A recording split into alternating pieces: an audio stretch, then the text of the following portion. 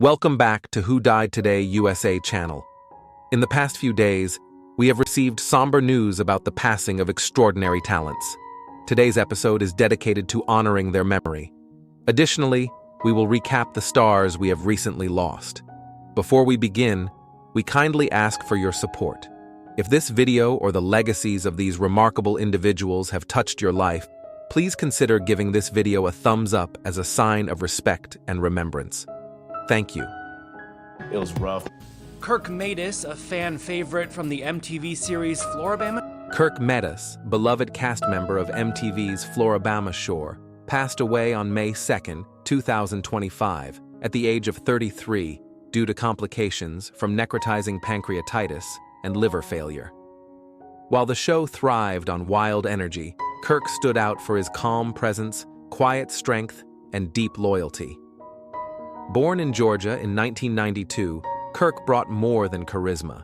He brought warmth, sincerity, and a genuine care for others.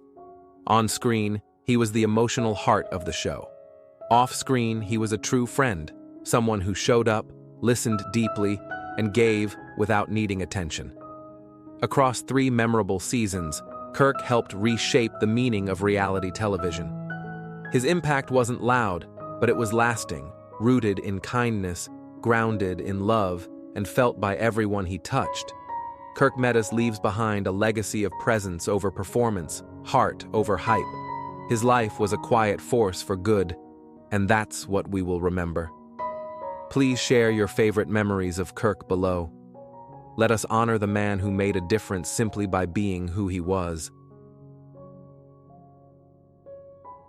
They never listened to us and did to. Tragically, singer-songwriter Sobule, the bold and tender voice behind the 1995 anthem I Kissed a Girl, has passed away at the age of 66.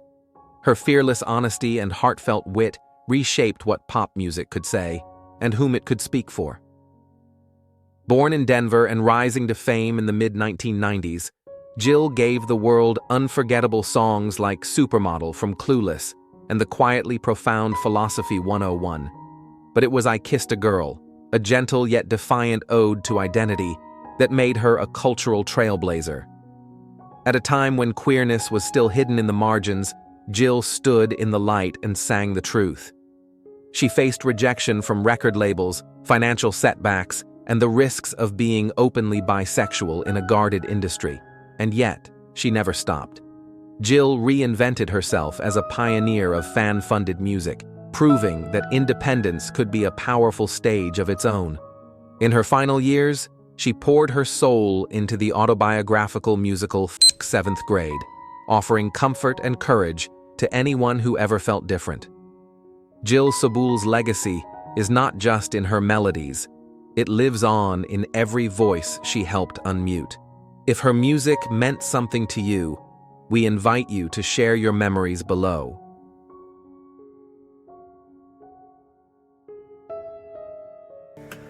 Tell me where we're going. I said, all right, Holiday Inn. Tragically, rodeo legend Roy Cooper, known to generations as the Super Looper, has passed away at the age of 69. He died earlier this week in a house fire at his home in Decatur, Texas.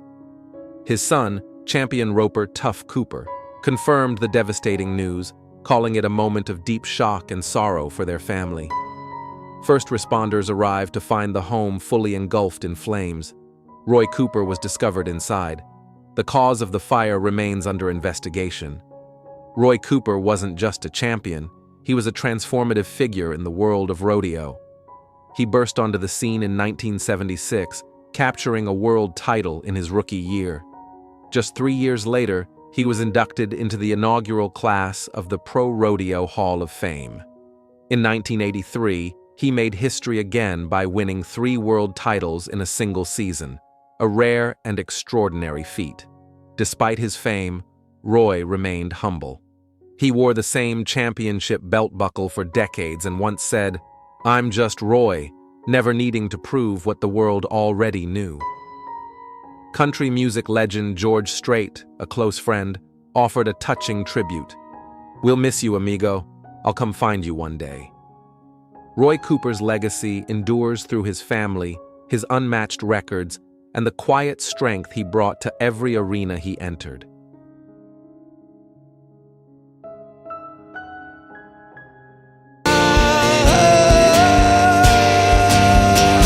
The 68! With heavy hearts, we remember Mike Peters, the unwavering voice behind Welsh rock band The Alarm, who has passed away at the age of 66.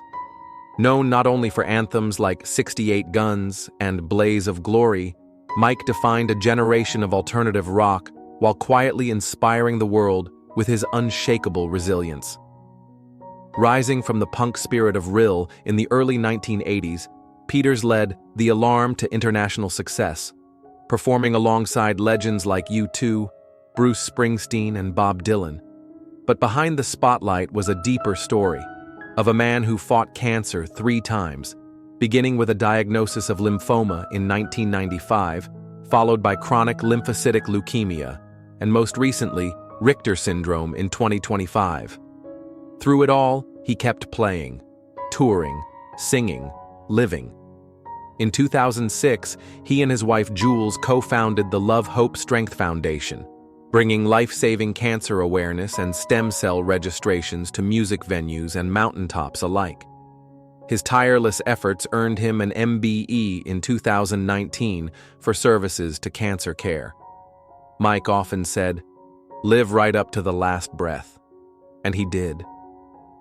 He leaves behind Jules, their 2 sons, and a world forever moved by his voice, his courage, and his message of hope. If his music or mission touched your life, we invite you to share your tribute below.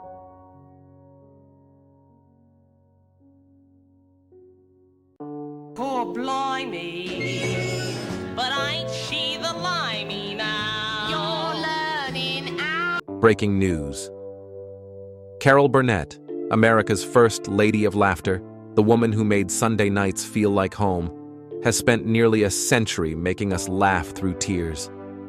Before we dive into her remarkable journey, we'd love to hear from you. On a scale from 1 to 100, how much do you love Carol Burnett? Leave a number, a memory, or a moment in the comments below. Your voice is part of her story. Carol Burnett was born on April 26, 1933 in San Antonio, Texas, the daughter of a theater projectionist and a movie publicist. Raised during the Great Depression and later in a cramped Los Angeles boarding house, she discovered her gift for comedy early, performing imaginary sketches and movie reenactments for neighbors. After studying theater arts at UCLA, a chance donation from a stranger gave her just enough money to buy a one-way ticket to New York City. From there, her rise was swift. In 1957, a comic musical number on The Jack Paar Show earned national attention, and a personal nod from Secretary of State John Foster Dulles, whom the song parodied. This led to a regular role on The Gary Moore Show, 1959 to 1962, where her physical comedy and versatility made her a household name. In 1959, she starred on Broadway in Once Upon a Mattress, earning a Tony nomination and proving her strength as both a comedic and musical performer. But her most enduring contribution came in 1967, when The Carol Burnett Show premiered on CBS. Over 11 seasons, the show redefined sketch comedy on television. Burnett's iconic characters, Eunice, Scarlett O'Hara in Curtain Rods, Mrs. Wiggins, delighted audiences each week. The show earned 25 Emmy Awards and became a cultural staple, known for its warmth, originality, and impeccable ensemble cast. Even beyond television, Burnett left her mark in film. She was nominated for Golden Globes for her roles in Pete and Tilly, 1972, and The Four Seasons, 1981, and stole scenes as Miss Hannigan in Annie, 1982. Decades later, she voiced a role in Toy Story 4, 2019, and appeared in Apple TV Plus's Palm Royale, 2024, proving her comic instincts remained as sharp as ever. Throughout her career, she collected some of the highest honors in American entertainment: the Presidential Medal of Freedom, the Kennedy Center Honors, the Mark Twain Prize for American Humor, and the creation of the Carol Burnett Award for Lifetime Achievement in Television, named for her and awarded to her first.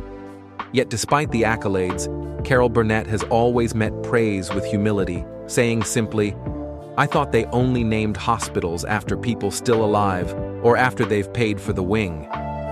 Carol Burnett's rise to fame was paved with talent and timing, but also with hardship few could see behind the studio lights.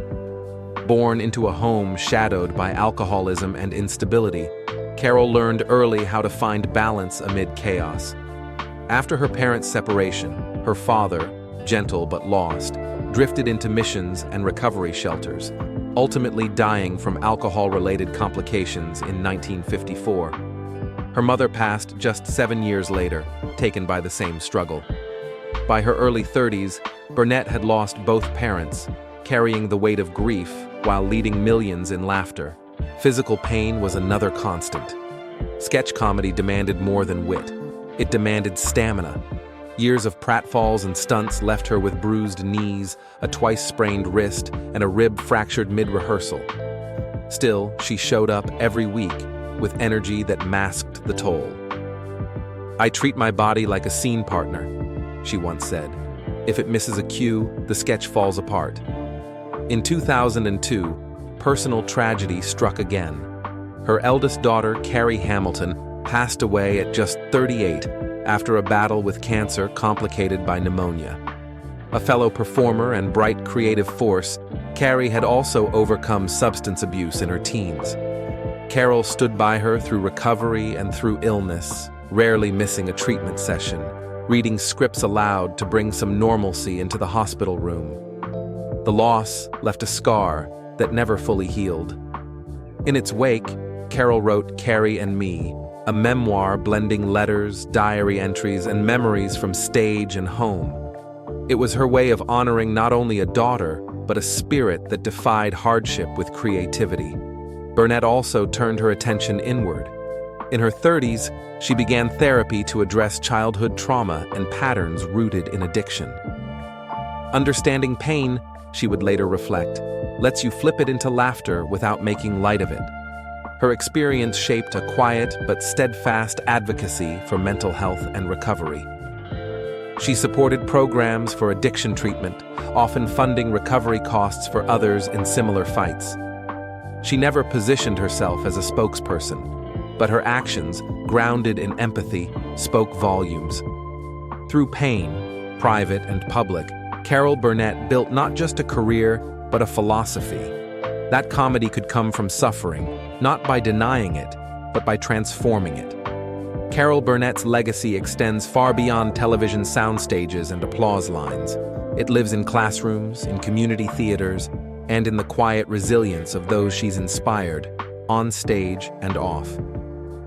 In memory of her daughter, she established the Carrie Hamilton Theater at the Pasadena Playhouse, a space devoted to new works and emerging voices, particularly women daring to tell bold, personal stories. She has also funded writing residencies and scholarships at UCLA's School of Theater, Film, and Television, often telling students, "Make us laugh, but first, make us feel." Her support for addiction recovery programs is less visible, but no less impactful. Burnett has quietly covered treatment costs for individuals battling the same demons that claimed her parents and her daughter. She never seeks publicity for it, preferring the work to speak for itself. Burnett's influence continues to ripple across generations. Her podcast, Carol Calling, launched quietly during the pandemic, has found its way into public radio stations, college classrooms, and the earbuds of young comedy writers seeking wisdom from a master. Each segment, part memoir, part masterclass, is a testament to her enduring gift, to teach without preaching and to connect without trying too hard. Her live show, Laughter and Reflection, resumed touring in 2023 after pandemic delays. Night after night, audiences young and old line up not just for the stories, but for the presence of a woman whose career has spanned and shaped the history of American entertainment. When asked how she invented Mrs. Wiggins's squeaky walk or whether Tim Conway ever stuck to the script, She answers with honesty and a wink. Even in her 90s, Burnett remains deeply engaged. She still reads aloud from scripts to stay sharp, jokes about her performer's pulse at medical checkups, and keeps a nightly ritual of playing Scrabble with her husband, Brian Miller. She answers emails from students. She rereads letters from fans who watched her as children and now share the show with their grandchildren. Her legacy isn't built on spectacle. It's built on sincerity, on generosity, on the belief that comedy can heal, can endure, and can hold space for both joy and sorrow. And as for applause, Carol Burnett has always believed in spending it wisely. "If you're lucky enough to get applause," she once said, "spend it." Now we'd love to hear from you. Did Carol Burnett make you laugh when you needed it most? Do you remember watching her show with your family? Leave a comment below. Your memories are part of the legacy too. At Roosevelt School with my gloves and my shovel. Basketball Hall of Famer and two-time NBA champion Dick Barnett has died at the age of 88. Revered for his signature fallback baby jump shot and sharp instincts, Barnett passed away peacefully in his sleep at an assisted living facility in Florida. Over 14 NBA seasons, including 9 memorable years with the New York Knicks, Barnett left an indelible mark on the game. He was instrumental in the Knicks' championship runs in 1970 and 1973, finishing his career with more than 15,000 points. His number 12 jersey now hangs in the rafters of Madison Square Garden, a lasting tribute to his impact. A star on the court, Barnett also broke ground off it. While still playing professionally, he earned a master's degree from New York University and later a doctorate in education from Fordham University. He went on to teach at St. John's and founded Fallback Baby Productions to inspire young athletes to pursue education and self-expression through poetry and mentorship. Inducted into the Naismith Memorial Basketball Hall of Fame in 2024, Dick Barnett was more than a champion. He was a visionary. His life's work blended sports, scholarship, and service in a way few have achieved. His life stands as a lasting tribute to courage, intellect, and the quiet power of purpose.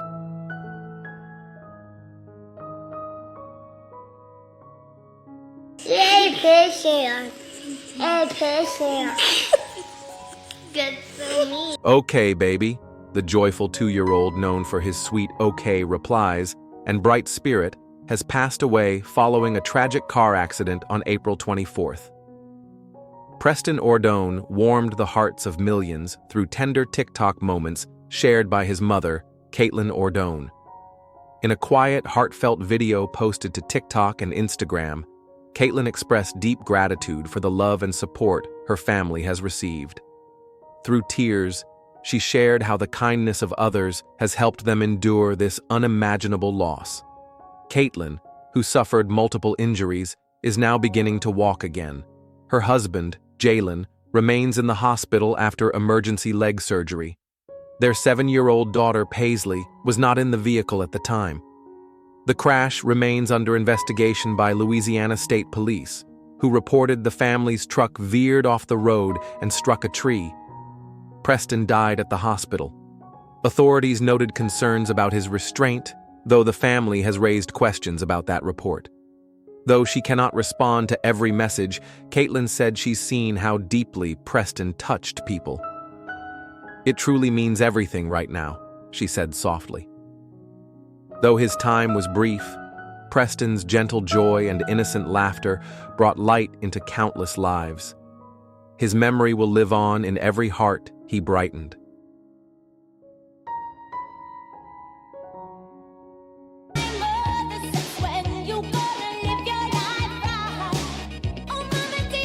Jiggly Caliente, beloved star of RuPaul's Drag Race and a fierce voice for trans visibility, has passed away at the age of 44. She died peacefully on April 27th, surrounded by loved ones, just days after undergoing a leg amputation due to a severe infection. Born Bianca Castro in the Philippines and raised in Queens, New York, Jiggly first captured hearts on Drag Race Season 4 with her humor, vulnerability, and fearless style. But it was in 2016, when she came out as a transgender woman, that her legacy deepened, becoming a beacon of strength for so many who saw their truth in hers. She returned to the Drag Race stage in All Stars Season 6, and later served as a judge on Drag Race Philippines, proudly uplifting queer voices in her homeland. She also shined as an actress in Pose, bringing dignity and depth to trans stories rarely seen on screen. In her family's words, she was a radiant presence whose joy, activism, and authenticity touched countless lives. Fellow performers and fans continue to pour out their grief and gratitude online. Jiggly's life was a testament to courage and light, and her legacy will forever empower queer artists, trans voices, and anyone fighting to be seen.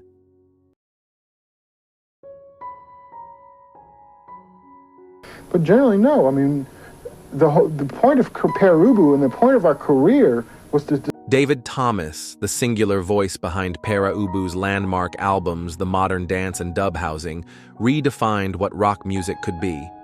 As the band's only constant member since 1975, he forged a sound rooted in chaos and industry, scraping guitars, primal synths, and a voice that crackled with anguish and intent. He didn't just lead Pere Ubu, he was Pere Ubu, guiding it through nearly 5 decades of artistic evolution that shaped the DNA of post-punk and noise rock. But the path was never easy. Thomas battled commercial indifference, chronic illness, and the slow erosion of his body. Diagnosed with kidney disease, he performed on stage with a walker and underwent regular dialysis while still recording and touring. "If I were satisfied, I'd quit," he told The Guardian in 2022. That fierce resolve defined his every note. He wasn't chasing charts, he was chasing truth. Through solo work, strange operas, lectures, and bootleg archives, he kept pushing, even as the world struggled to catch up. David Thomas passed away on April 23rd at the age of 71, with MC5 playing in the background, his kind of farewell. His voice was never meant to be easy, but it was necessary, and it endures.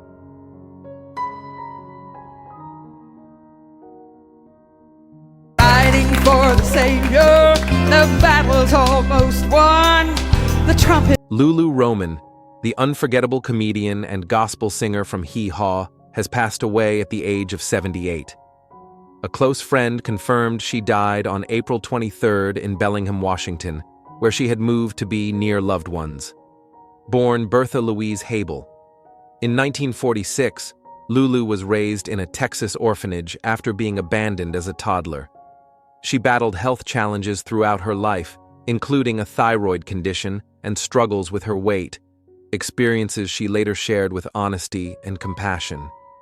Her big break came on Hee Haw, where her down-home humor and radiant presence made her a beloved fixture from the late 1960s into the 1990s.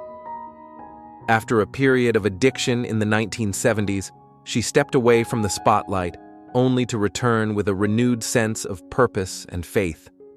Lulu found healing through gospel music, recording over a dozen albums and performing with icons like Dolly Parton and George Jones.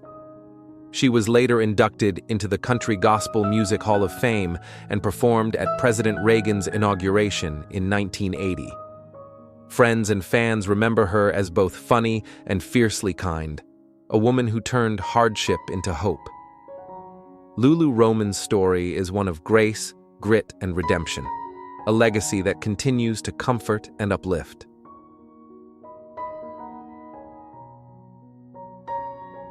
NFL Hall of Famer and Bears legend Steve Mongo. McMichael has died at 67, following a brave and public battle with ALS. He passed away on April 23rd in the presence of his family, nearly a year after being inducted into the Pro Football Hall of Fame, a moment he had long waited for.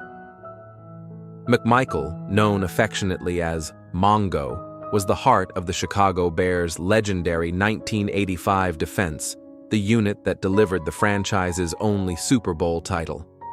A 2-time All-Pro and relentless force on the line, he played 191 consecutive games for the Bears, a record that still stands in the team's history. After football, McMichael brought the same charisma and tenacity to pro wrestling. He joined World Championship Wrestling in the 1990s, eventually becoming a member of the iconic Four Horsemen. Loud, unfiltered, and unapologetically himself, he entertained both on the field and in the ring. In 2021, McMichael was diagnosed with ALS. He fought with unwavering courage, holding on to see his Hall of Fame induction in 2024. "I don't want to go just yet," he once said. "Not before they remember me right." He is survived by his wife Misty and daughter Macy. Steve McMichael leaves behind a legacy of grit, heart, and unmatched Chicago spirit.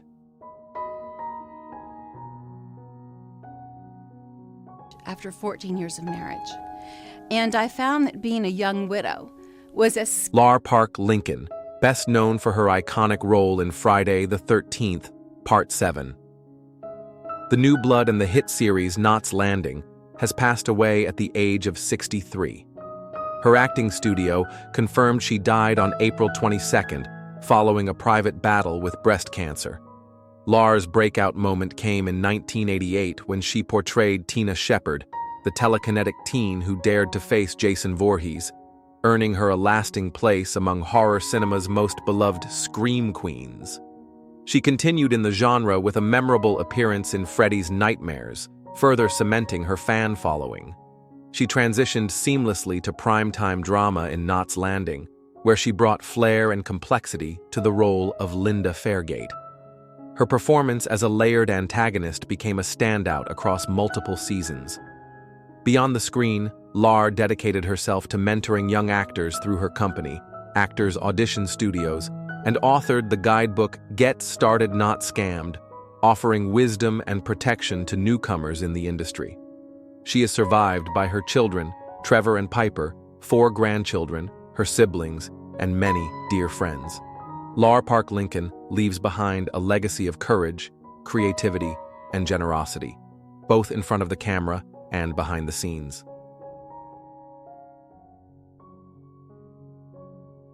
I feel that I always start from zero. It's one reason I've never been good at cold reading. Richard Chamberlain, the iconic star of Dr. Kildare and legendary figure of television's golden age, passes peacefully at 90. A household name since the 1960s, Richard Chamberlain captivated millions as the gentle, idealistic Dr. Kildare, before rising to even greater acclaim as the leading man of television's most ambitious miniseries. He passed away peacefully on March 29th in Hawaii, just 2 days before his 91st birthday. Chamberlain's talents spanned decades and genres. He brought unforgettable depth to roles in Shogun, The Thornbirds, and Centennial, earning Golden Globes and Emmy nominations while redefining the power of television drama. On stage, he tackled Shakespeare. On screen, he played heroes and heartbreakers in The Three Musketeers, The Towering Inferno, and as the first on-screen Jason Bourne. In 2003, he shared his personal truth in the memoir Shattered Love, embracing his identity with honesty and grace after years of private struggle. That quiet courage became as much a part of his legacy as the characters he portrayed. He is survived by his longtime partner, Martin Rabbit, and remembered with love by peers and admirers worldwide. Richard Chamberlain's legacy is one of talent, dignity, and quiet transformation, forever etched into the heart of television history.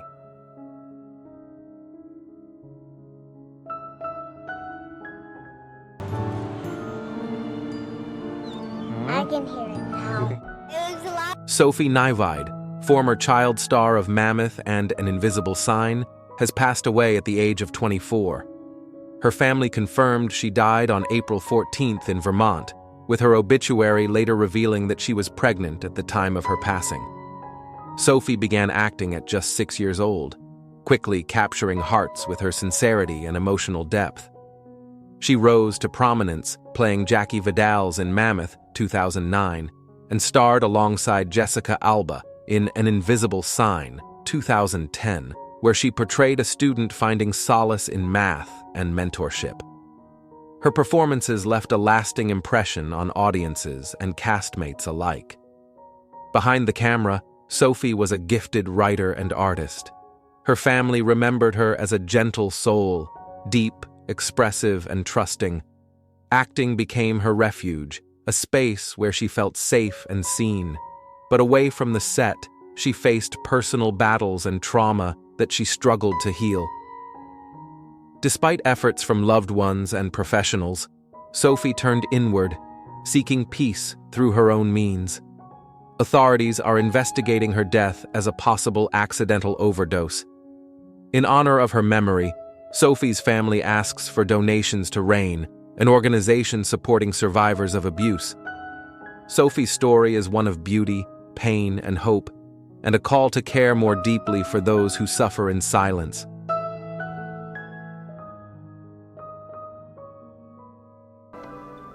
Mom? Dad? Hey Google, what's on my calendar today? Breaking news: Macaulay Culkin, from tenement beginnings to global icon. Macaulay Carson. Culkin was born on August 26, 1980, in a cramped railroad apartment on Manhattan's East 94th Street. The third of 7 children, he was raised by former stage actor Christopher Kit Culkin and Patricia Brentrup, a telephone switchboard operator. Money was tight, and privacy was nearly non-existent. The children's bunk beds were wedged so close to the radiator that winter nights meant choosing between warmth and elbow room. Yet the apartment buzzed with theatrical energy. Kit led impromptu acting drills in the hallway, delivering Shakespeare soliloquies while Macaulay and his siblings mimed sword fights with wooden spoons. From age 4, Macaulay accompanied his older brother Shane to auditions, often waving to casting directors from the waiting room floor. One afternoon, when a commercial shoot needed a toddler on short notice, Kit offered up his youngest son. Macaulay's composure under the camera's glare and ability to hit his marks earned him a paycheck that covered the family's rent for a month. Soon after, he enrolled at the School of American Ballet, performing as a cherub in the 1988 production of The Nutcracker at Lincoln Center. Ballet tempered his high energy and sharpened the physical discipline that would later make his comedic performances look effortless. Education came in bursts. He attended St. Joseph's Catholic School when not filming, carrying a Batman backpack filled with both math worksheets and script pages. Teachers remember a polite, pale-faced boy who doodled storyboards in his notebooks and could recite Abbott and Costello routines from memory. As auditions multiplied, friendships faded. Playdates gave way to rehearsals, and recess was often replaced by screen tests. But the Culkin home provided its own community. Evenings were spent creating puppet shows under the kitchen table or staging the family's version of the Olympics in Central Park, where Macaulay often won gold in the long jump over park benches. Kit operated as manager, coach, and gatekeeper, overseeing memorization drills and charisma adjustments late into the night. His methods were intense, but they cultivated in Macaulay a rare confidence. By age 8, Macaulay had landed small parts on Broadway and television, including The Equalizer and Saturday Night Live. In 1989, his role in Uncle Buck caught the attention of director John Hughes, who saw something magnetic in the boy's deadpan timing. Hughes wrote Home Alone specifically for him. Filmed in Wilmette, Illinois, Home Alone turned suburban hallways into obstacle courses for Culkin's character, Kevin McAllister. When the movie opened during the 1990 holiday season, it exploded at the box office. Audiences roared as paint cans swung and burglars fell, but critics also noted the precision of Macaulay's comic instincts, the timing, the pauses, the facial expressions that betrayed a natural performer's instincts. At age 10, he became the youngest actor ever nominated for a Golden Globe in the Best Actor, comedy or musical category. Success accelerated. In 1991, My Girl revealed his ability to play heartbreak with subtlety, while Home Alone 2, Lost in New York, 1992, outperformed its predecessor on opening weekend. Macaulay Culkin had become more than a movie star. He was a cultural symbol. Children mimicked his iconic scream in grocery stores. Toy aisles were lined with merchandise bearing his face. Hollywood rushed to capitalize. In The Good Son, 1993, Culkin portrayed a sinister child with chilling ease, challenging the public's image of him. The film fell short commercially, but showcased a darker range. He followed with The Pagemaster and Richie Rich in 1994, roles that cemented his box office status, but edged him further away from a normal adolescence. Behind the scenes, the intensity of the schedule was taking its toll.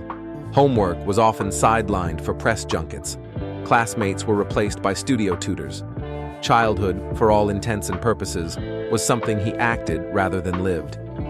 In 1994, at the peak of his fame, the household behind Kevin McAllister began to fracture, and the bright lights of Hollywood began to cast longer, more complicated shadows.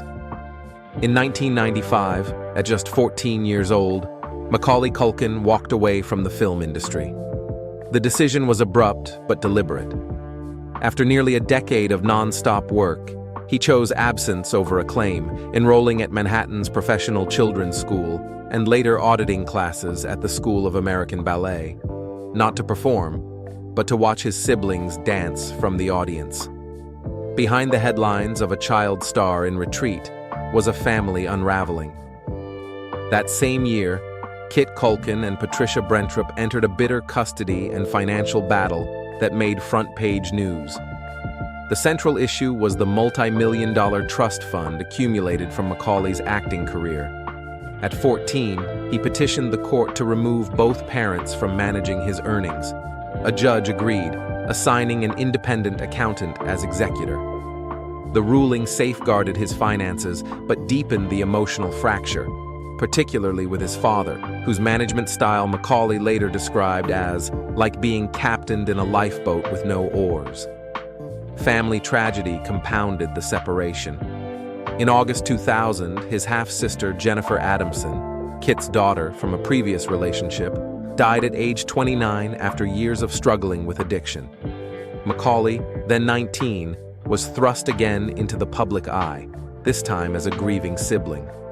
Tabloids paired her obituary with his photos, feeding a narrative of celebrity intertwined with loss.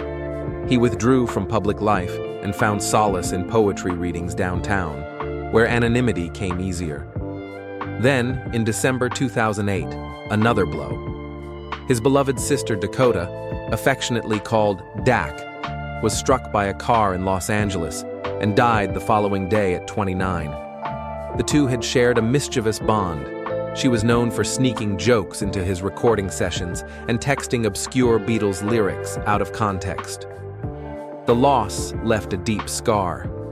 Macaulay flew in from New York and remained with siblings Kieran and Rory to organize a private memorial soundtracked by Dakota's favorite songs. Years later, he would describe her death as a tectonic shift, one that quietly redrew his emotional landscape. Public life remained distant, punctuated only by brief reappearances. He surfaced in 1998 for Sonic Youth's Sunday music video, then again in 2003 for a cameo in Will and Grace as a precocious client with financial entitlement. That same year marked his official return to acting with Party Monster, an indie film dramatizing the hedonism of New York's club kids scene.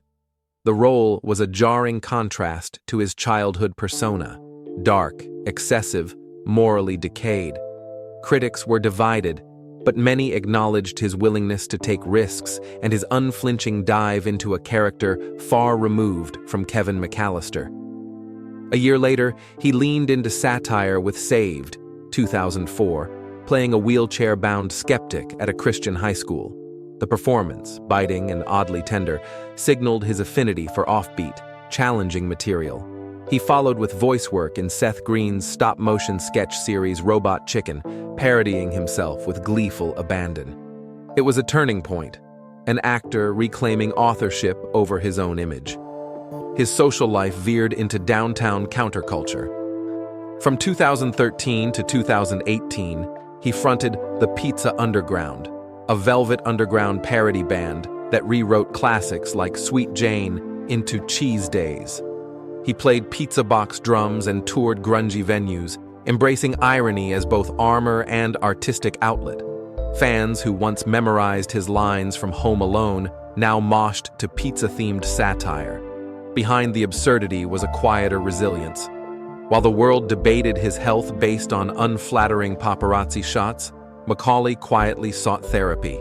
He worked with a psychologist specializing in child actors, addressing guilt over having financially supported his family before he was old enough to drive. Sessions focused on boundary setting, emotional exhaustion, and reclaiming control over his adult life. By his early 30s, he had adopted a routine of mindfulness apps, Central Park runs, and biannual health checkups. He discovered an intolerance to weed, leading to dietary changes that included gluten-free alternatives. A nutritionist helped stabilize his weight, especially after a 2012 breakup left him gaunt and sparking fresh tabloid speculation. When his health returned, he responded with characteristic humor, posing with a giant slice of pizza as a satirical rebuttal. His past arrest in 2004, possession of marijuana and controlled substances, remained a footnote rather than a headline. He pled guilty, paid fines, and moved on. He abstains from hard liquor, favors non-alcoholic beers, and maintains a pragmatic health regimen. Sleep, light resistance training, meditation, and regular check-ins. While the public still associated his name with child star mythology, Macaulay Culkin had long begun writing a different story, one rooted in self-protection, creative freedom, and quiet acts of repair. By the time Macaulay Culkin reached his early 30s, the narrative that had once defined him, child star, burnout, reclusive oddity, had begun to fracture. Not in dramatic reversals or tabloid-fueled comebacks, but through subtler, more enduring shifts. He wasn't looking for a return to stardom. He was crafting something rarer, a sustainable private life outside of Hollywood's treadmill, and doing so on his own terms. In 2021, Culkin appeared in American Horror Story, double feature, playing Mickey, a sharp-witted hustler in a world where ambition mutates into monstrous hunger. It was a role laced with metaphor. The performance earned praise for its spontaneity and edge. Showrunner Ryan Murphy called him a ferocious improviser. Audiences saw not a nostalgia cameo, but an actor of genuine elasticity, still capable of surprise, still deeply in command. He wasn't chasing the mainstream. He was choosing roles with intention. Films like Changeland, 2019, directed by longtime friend Seth Green, allowed him to explore themes of emotional estrangement and self-discovery. In voice acting, especially on Robot Chicken, he lampooned his own past with comic timing so dry it practically evaporated. This phase of Culkin's career wasn't about volume. It was about authorship. Off-screen, reinvention took deeper root. He co-founded Bunny Ears, a satirical lifestyle brand and podcast that skewered the Goop-era obsession with self-optimization. Interviews veered from the absurd to the insightful. One episode featured an earnest discussion about boundaries in adulthood. Another broke down the myth of child actor tragedy with sharp wit and surprising grace. The message was clear. He had stopped playing for applause. He was now speaking to those who needed real talk more than reruns. Perhaps the most radical act in his adult life, though, wasn't artistic. It was domestic.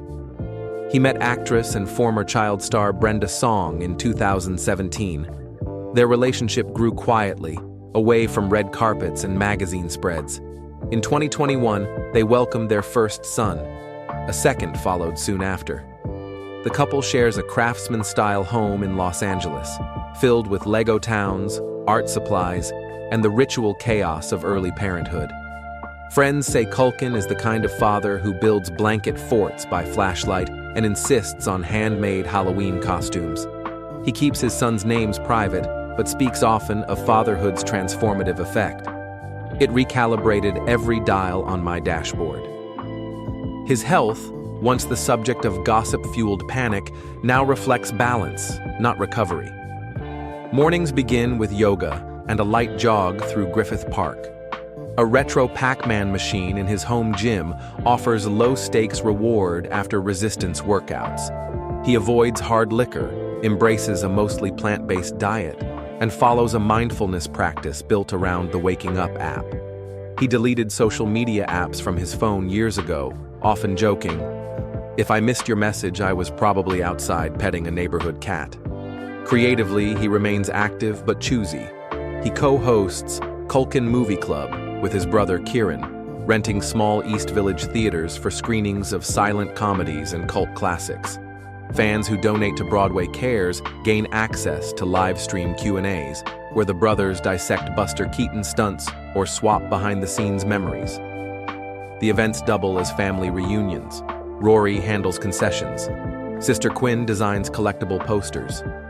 It's a reminder that the Culkins, once scattered by fame and grief, have found cohesion in shared rituals. Financially, his early legal foresight continues to pay off. The court-mandated trust fund system from the 1990s shielded his earnings from mismanagement. He has since invested in New York real estate, including a restored Brooklyn brownstone now leased to emerging artists at below-market rates. It's passive income that funds his more personal pursuits, like Paint Can Productions, a micro-budget short film grant he funds anonymously. Recipients receive $10,000 and access to vintage 16mm equipment, along with a simple note, "Tell the story only you can tell." Grief, though quieter now, remains a constant companion. Every December, he disappears from the public eye to honor his sister Dakota's memory. A shoebox labeled Dak's Laugh contains Polaroids, ticket stubs, and scraps of paper with her old one-liners. On the anniversary of her passing, he'll choose one at random, photograph it, and send it to the family group chat. The ripple of responses is a form of communion, a way to keep the dead in the loop without making mourning performative. He channels that grief into action. In Dakota's honor, Culkin privately funds pedestrian safety initiatives in Los Angeles, including reflective crosswalk paint and LED signage near high-risk intersections. When asked why, his response is simple. If it keeps one sibling from standing at a hospital bedside, it's worth every penny. His legacy, once threatened by the same machine that made him, is now a quieter force. He hasn't just survived Hollywood, he's outlived its narrow definitions. For many, Macaulay Culkin remains the face of holiday magic, of 1990s VHS tapes rewound into tradition. But for those watching more closely, he has become something else entirely.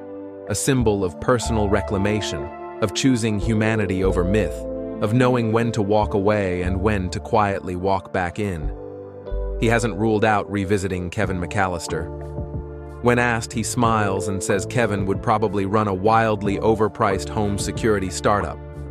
Still, he's lent his voice to nostalgia-driven campaigns, including a self-aware Google commercial and a 2025 Super Bowl ad poking fun at smart home chaos. Each time, he redirects a portion of the profits to children's charities like the Starlight Foundation. It's not a return, it's a recontextualization. Daily life moves at a gentler pace now. He journals 5 lines of gratitude each morning before emails or headlines interrupt.